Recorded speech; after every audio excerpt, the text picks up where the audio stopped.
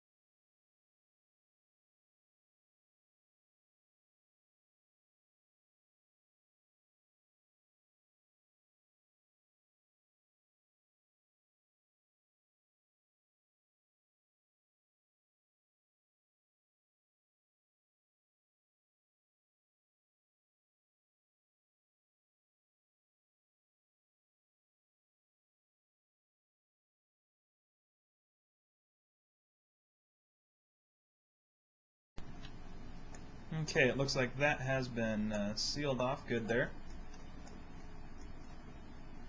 So we're going to, with those faces selected now, we're going to want to go out of Create mode, go under Surface Properties, and give those a material ID of number 2, so that they will continue to make up the ground there. Okay, and notice on this side here, we do have a little bit of a problem. All of our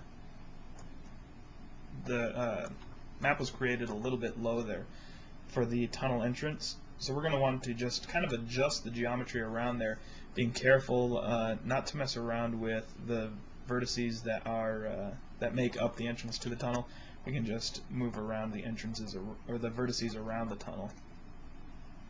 So we'll go ahead and select those and just pull those out a little bit.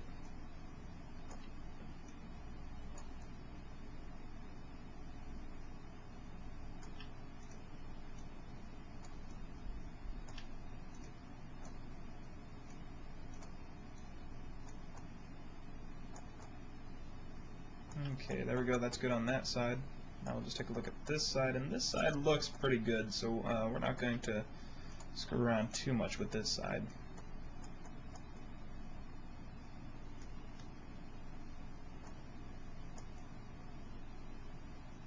Okay, that looks good. We're going to want to select all of the faces that make up the tunnel, the entrances, and the bottom bunker there. So earlier we had given them all a material ID of number 1. This is going to help us out immensely in this case, so we don't have to go through selecting individual faces.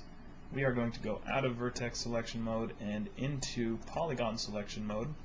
Go down to Surface Properties, and under the Material tab we're going to go Select by ID, and we're going to want to select it by ID number 1. When we click OK, you'll notice that both the sky and the tunnel were selected. We do not want to have the sky selected, so we're going to go in our front viewport here, make sure Ignore Back Facing is turned off, hit and hold the Alt key. The little minus symbol appears next to our mouse there, and we're just going to click and drag over the walls and the ceiling that make up our skybox. And now you'll notice the only thing that is selected is the ramp and the entrances and that bottom bunker there. So that's exactly what we want in this case, and we're going to detach these right now. By going up under Edit Geometry, we're going to click Detach, and we want to detach this as a tunnel.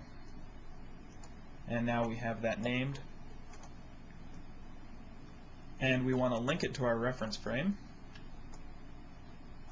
So we'll go out of Edit Mesh mode in our skybox. We're going to hit H and find Tunnel. Click on Select. Now we have the tunnel itself selected, and we're going to go up to Select and Link. Click on that, and then click and drag from your tunnel to the reference frame. And we're going to just double check that by hitting H again, going to Display Subtree. You'll see that everything is being displayed except the Master Chief. That's exactly what we want, so we're going to cancel out of that. And now we actually want to apply a material to this tunnel.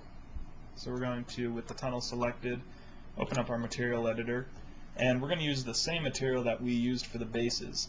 You could use any material you'd like in your own map. I'd hope you'd make a tunnel that's a little bit more detailed than this one, and then spend some time actually creating some materials, creating some textures to be applying onto that, onto the ramp and the tunnels and the bunker down there, just to give it a more custom feel so that you're not applying the same texture to everything. But in this case, just for this tutorial, we are going to be applying that same metal texture that we used for the bases, and since our tunnel is selected, we're just going to click on the Assign Material to Selection button, and now you'll notice that the material has been assigned to that. We need to now add a UVW map to the tunnel itself so that the textures get mapped out correctly. So with the tunnel selected, we're going to go to the modifier drop-down list and drop it down, scroll down to UVW map, and we're going to want to apply this as a box. So we're going to check the radio button that says box, and now the textures have been applied to the tunnel correctly.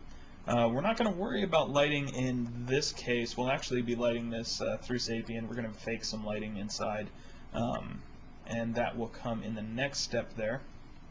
Right now, you just need to go over the level, make sure that it looks alright, make sure there's nothing that you've forgotten, and everything looks fine here. We're going to call this good, so we'll go to File and save it, and that's it for this end. Now the only thing left is to actually export the file using Blitzkrieg, and then we're going to bring it into Tool and then into Sapien, and that should wrap this part up.